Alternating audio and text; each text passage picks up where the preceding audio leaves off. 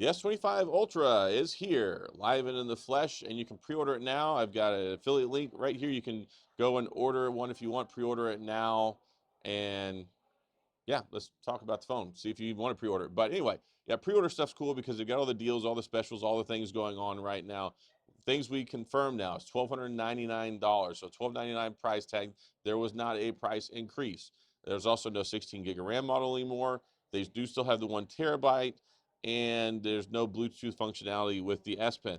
So if those were deal breakers for you, well, that's been confirmed. So maybe you want to hold on to your S24 Ultra, the S23 Ultra. But the pre-order stuff, the deals, all they have going on right now, that's something that's exclusive during the pre-order period. Like I said, I've got an affiliate link in the description. You can go there, take you straight to the website. If you use the affiliate link, it helps support the channel. Doesn't cost any extra, but it helps me and you in the same process. So it's a great deal.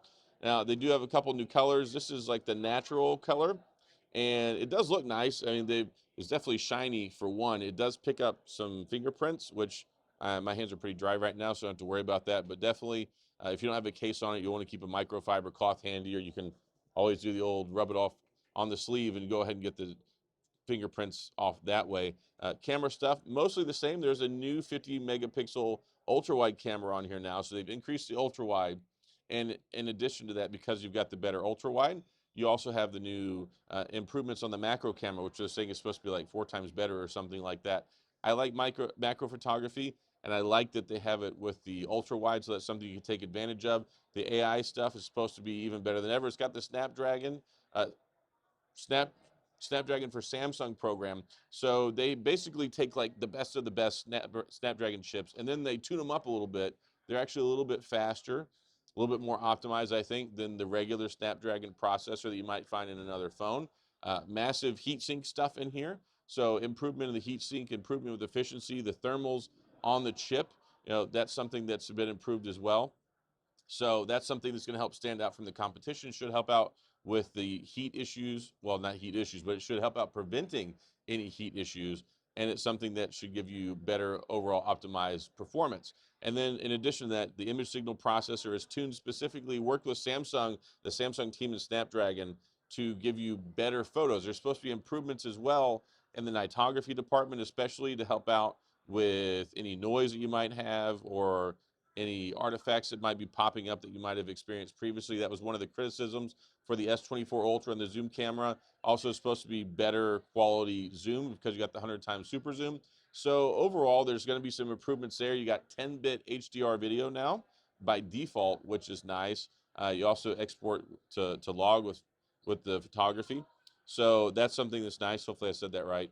I am good at pulling up a phone and taking a photo by pressing the shutter. I'm not a camera expert, so we'll take a selfie here real quick and see what that looks like. So there we go. Selfie looks good, but this isn't an ideal. It's like my twin. It's like an ideal environment here because I've got the lighting and everything. Really nice that they had this set up so I could come in here and talk with you guys and give you like some good quality conversation, right? It's not just, oh, B-roll specs, which is fine. I mean, everybody does their own thing, not trying to criticize anybody, but this is my MO, like sitting down and talking to you guys. So I'm glad they have this set up. It does feel balanced. It feels nice. And I mean, it feels light for an Ultra series phone. And I mean, of course, a former Note series phone. And just, getting the criticism out of the way.